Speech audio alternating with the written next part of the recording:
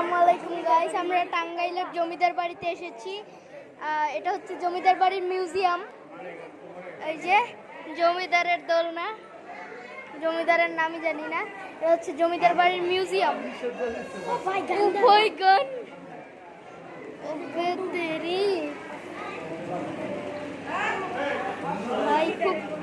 এদিকে রাইফেল না, গুলি কেন মেরাম শর্ট গানের মতো। এটা আরেকটা বন্দুক।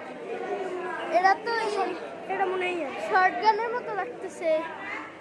এইখানে চলে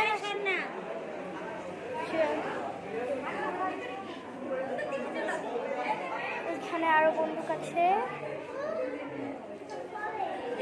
গাইস, অনেকগুলো ভয়ঙ্কর ডেঞ্জার বন্দুক আছে, ডেঞ্জারাস।